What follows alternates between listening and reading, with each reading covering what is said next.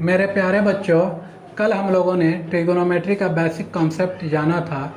आज उसमें इस ट्रिगोनोमेट्री के एक्सरसाइज फर्स्ट में कौन कौन से फार्मूले इस्तेमाल होंगे उसके बारे में जानेंगे, उसको लिखेंगे और फिर उससे जुड़े हुए क्वेश्चंस भी बनाएंगे।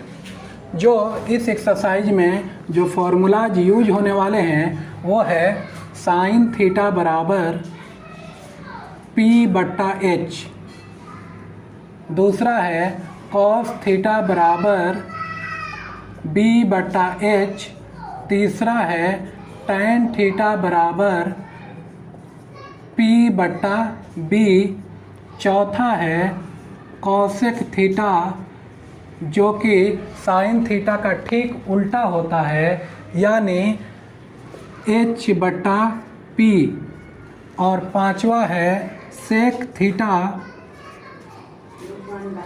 जो कि कॉस थीटा का उल्टा होता है यानी H/B, और छठा है कॉट थीटा जो कि टैन थीटा का ठीक उल्टा होता है यानी B/P। ठीक है, अब इससे जुड़े हुआ क्वेश्चंस हम लोग देखेंगे। इससे जुड़े हुए जो क्वेश्चंस हैं वो है एक्सरसाइज 8.1 का क्वेश्चन नंबर 1। क्वेश्चन नंबर 1 कह रहा है कि त्रिभुज ABC में जिसका कोण B समकोण है। ABC एक त्रिभुज है जिसका कोण B समकोण है। ये ABC एक त्रिभुज है जिसका कोण B समकोण है और AB बराबर 24 सेंटीमीटर, BC बराबर 7 सेंटीमीटर दिया गया है। और हमसे पूछा गया है, पहला जो पूछा गया है वो है कि साइन A बराबर क्या होगा। अगला पूछा गया है कॉस A बराबर क्या होगा। अगला पूछा गया है साइन C बराबर क्या होगा।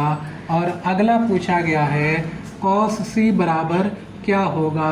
ठीक है, तो सबसे पहले हमें दो भुजाएं पता है, दो साइड्स पता है, लेकिन तीसरी भुजा तीसरा साइड हमें पता नहीं है। तो सबसे पहले हमें ये तीसरा साइड निकालना होगा और तीसरा साइड निकालने के लिए हम जानते हैं कि H² बराबर P² प्लस B² होता है। यहाँ पे हाइपोटेनस H जो है वो AC² है, तो AC² बराबर P जो है वो इसमें अभी जब कोण नहीं बन रहा है तो हम P और B किसी को भी मान सकते हैं। तो P को AB हमने मान लिया और B को BC मान लिया। तो AC² बराबर AB का वैल्यू है 24 और BC का वैल्यू हुआ है 7। 24 का स्क्वायर 576, 7 का स्क्वायर 49, 576 में 49 जोड़ेंगे तो हो जाएगा 625। इसलिए AC जब निकालने जाएंगे तो स्क्वायर हटेगा और रूट इधर लग जाएगा और AC बराबर 625 का स्क्वायर रूट या वर्गमूल 25 होता है। इसलिए AC बराबर हो गया 25 सेंटीमीटर, यानी जो तीसरी भुजा बची हुई थी जो पता नहीं था उसे हम लोगों ने पता कर लिया। अब हमें सवाल लगाने हैं। सवाल कह रहा है साइन A। तो हम लोग जानते हैं कि साइन थीटा बराबर होता है P/H, यानी एंगल यहाँ पे A पे बन रहा है तो A के ठीक सामने वाला मेरा P होगा और P क्या होगा, तो P जो होगा वो AB होगा और H जो होगा वो AC होगा। AB का वैल्यू पहले से पता है कितना, साइन A के सामने P जो होगा वो BC होगा और BC का वैल्यू पहले से पता है 7 और AC का वैल्यू पहले से पता है 25 और ये मेरा आंसर हो गया। दूसरा है cos A। cos A बराबर हो गया B/H और B जो है वो यहाँ पे जब ये P है तो ये B होगा, यानी AB/AC। AB का वैल्यू हो गया 24 और AC का वैल्यू हो गया 25 और ये हो गया आंसर। अब साइन C की बात है तो साइन C बराबर होता है P/H।